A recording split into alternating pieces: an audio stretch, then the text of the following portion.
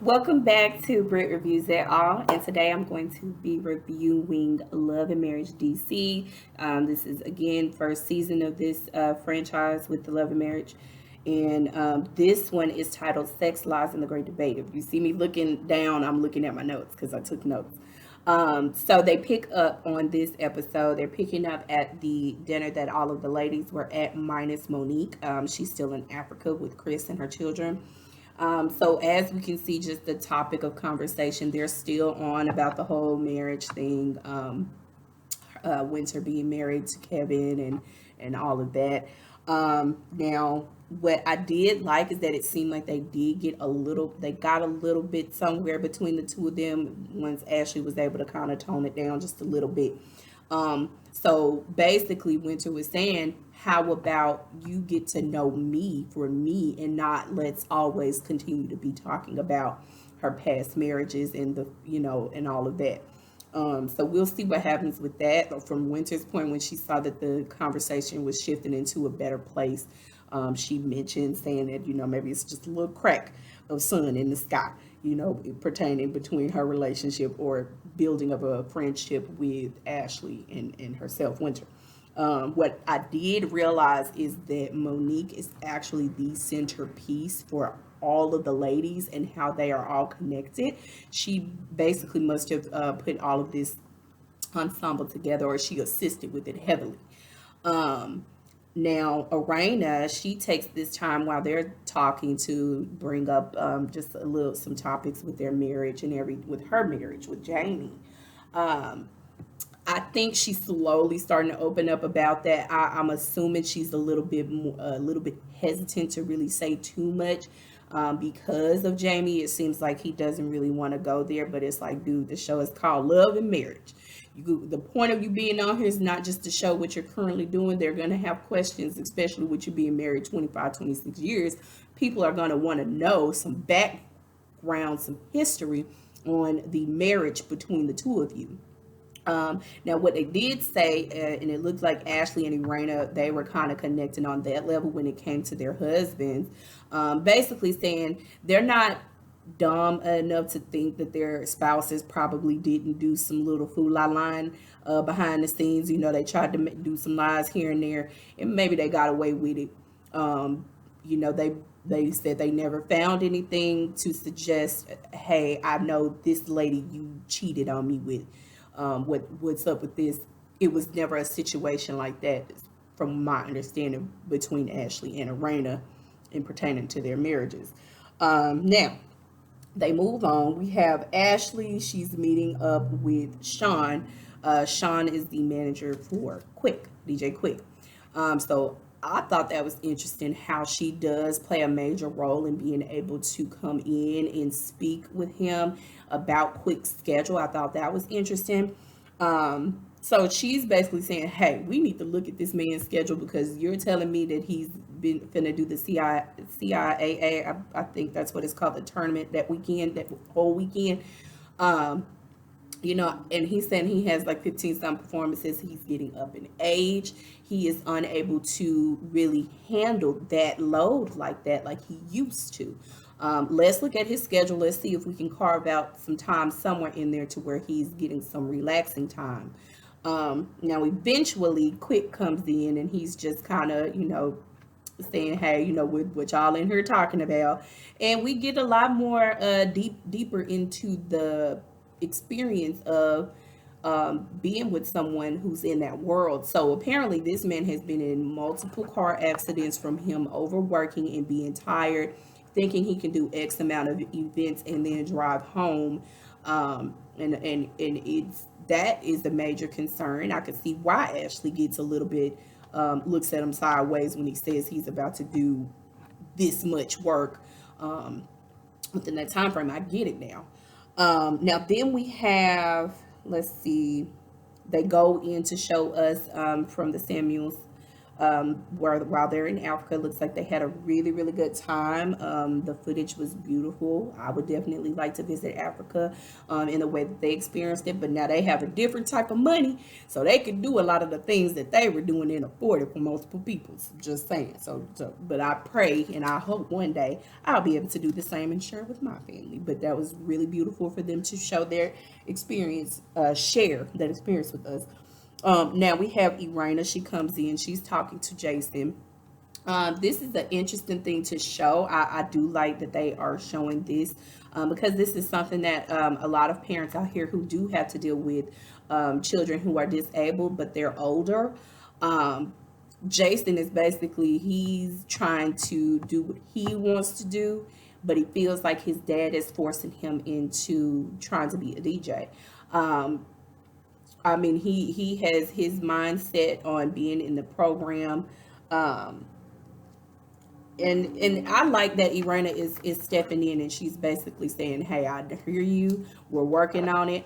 We gonna see if we can get you into this program so you can learn the tools that you need in order to be out on your own." He's basically like, "I do not want to live in this house with y'all. I want to be off on my own." But like she said, there are some things that he's still unable to do for himself. So I can see the concern, but I love that she's sharing, both of them, they're sharing that process and what that looks like. Um, Now, they move on. They have Arena and Winter meet up. They sitting down talking. Looks like they're, just having a good conversation. Irena, she's basically stepping in on Ashley's behalf, feeling like she's not that aggressive. From Winter's perspective, she obviously doesn't feel the same way. Now, I would, what's going to happen with this between the two, I don't know, because I would hope that Irena doesn't put herself in the middle of Ashley and Winter. Um, Now, Irena, she's basically discussing with Winter about the whole stepping out on Jamie thing. For her, she's saying, I mean, she did, but she didn't really take it as far as to actually physically being with a whole nother person. It was more so about messaging through DMs, things like that, text messages, things like that. And she's been caught red-handed on that. But she, again, saying she's never actually caught him doing anything, but she's not crazy enough to think that he didn't. Now, what I didn't like that she did do is almost like she was trying to give him an excuse to say why he was probably creeping. It's like, man, don't put that blame on yourself. He's a grown man. Now, if he is telling you in the relationship that he's missing something and you knowingly are not trying to put that effort, and you think that that's probably why he may have creeped out. I mean, if you want to put that on yourself, that's you. But I was just like, and I like that Winter immediately was like, no, ma'am, you will not sit here and take that for yourself. He's a whole grown man out here. Now, what I thought was very interesting, apparently Arena doesn't cook. Now she does say her mom does the cooking. She lives with them. She does the cooking and she helps with Jason.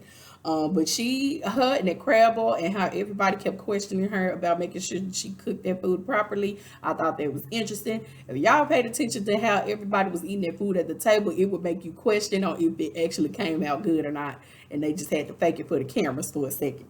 Now, the way this girl had a whole spray, that is what you supposed. I'm assuming it was a butter spray, but ma'am, you use that type of stuff to coat the pots. And I ain't even no person that be in the kitchen cooking, but I would know that I'm not gonna spray the top of my crab boil pot and spray the stuff in there. I was just like, all right, get out the kitchen so you don't mess up the seafood. Now, Irena, she does bring up the Doors program. Jason basically was just like, oh my God, like I really didn't want to have this talk with everybody. But hey, Irena went for it and she brought it up. Now, it was very kind of like, dang, Jamie. I mean, the boy is sitting here telling you what he wants to do, and it's almost like you're looking over what he just said. He's not interested in DJing. So then now it brings for him to say, okay, well, what is he gonna do then? It was just like, oh my gosh, really? why don't you ask him what he wants to do? And if he's telling you, I'm interested in doing this right now, and he's waiting for this program, then support him in that. But don't try to force him into doing something just for the heck of saying, "Oh, hey, look at my son," because that's really what it looks like. His response to that was terrible. Um, and then in even having that conversation, then the daughter Brittany, she says the same thing, that she felt like she did everything that she's done. It's not necessarily something that she's into, but she did it because she wanted to please her parents and she didn't want to be a letdown to them. I mean, that for that to start going around on the table, I thought that was really kind of like, oh my goodness, like, again, those are one of the things that the parents, you have to make sure that you're looking and talking to your children to figure out what they're into and make sure that that is what they're doing and they're not doing it just for you because you want them to. Um, Now I do like that they did, and eventually they commended Jason for basically stepping up and saying what he believed in and this is what he wants to do. And and that was a huge deal. That's a huge deal. Apparently in that household, that needs to happen more often because it looks like they're trying to please the dad more than anything. Now we go in, they have a whole date night going. It's Quick and Ashley, and it's Renee and Jamie. I love this combo between those two groups. I think that's a good little mix right there. Um, Quick, he's basically giving advice on the relationship and stuff. I mean, that whole scene right there was just, it was very interesting. Um, to get some of the, it looked like Arena was ready to just spill it all and just say what they little sexual business is going on and what's not going on. And even it kind of made Jamie have to step in and say, "Oh, hey, hold on now, because when I be trying to get something started with you, you tell me no." Um, it's like, okay, well, we'll have to see what happens with that relationship because, or with them too, because apparently you can tell that Jamie, he doesn't really want to really talk about that kind of stuff on, and maybe it's on camera. Actually, I don't think he wants to talk about it with nobody. He's basically saying that's not for everybody to be in our business like that. Um, and then they make the suggestion for the both of them to try a sex therapist. I do not see Jamie participating in that. I could see Arena doing it, but Jamie, I don't see him doing that.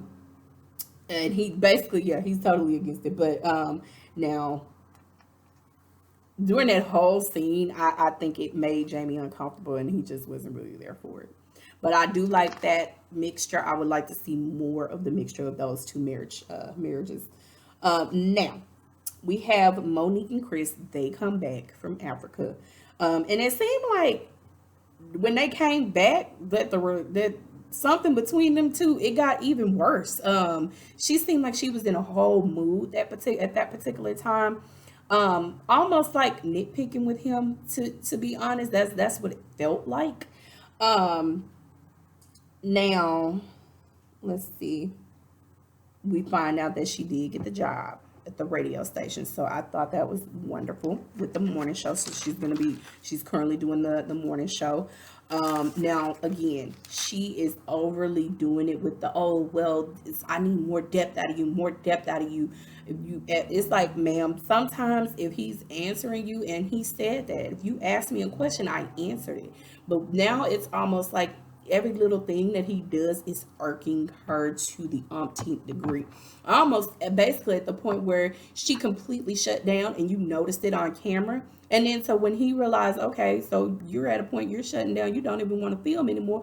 Well, cut the cameras. Why are we even still filming? Production has to step in and pull both of them to the side to try to talk. And I mean, she was just being ugly on that scene. Um, we'll see what happens. Like I said, clearly that's going to be their storyline, is their marriage. That's going to be the thing with them. This episode wasn't really given too much, but as we can see with the next coming episode, there's going to be a scenario that goes down between the ladies. Monique is back, and they're all going to be hanging out. Something is going to happen when it pertaining to Winter. It looks like Arena got a little rowdy. I'm sure Ashley was somewhere in the mix as well, but we will find out on the next episode. Let me know what y'all thought about this episode. I mean, like I said, it wasn't too much to give, wasn't given too much. But it wasn't a terrible episode. It seemed like it was more so of like one of those filler type of episodes, a fill-in type of episode when we know something bigger is coming on next. But let me know what you thought about it. Like, comment, subscribe. I will continue to keep up with this season, and let's see what happens with the Love and Marriage DC cast. I'm liking it so far. But yeah, thank you for watching, and y'all have a good day. Bye.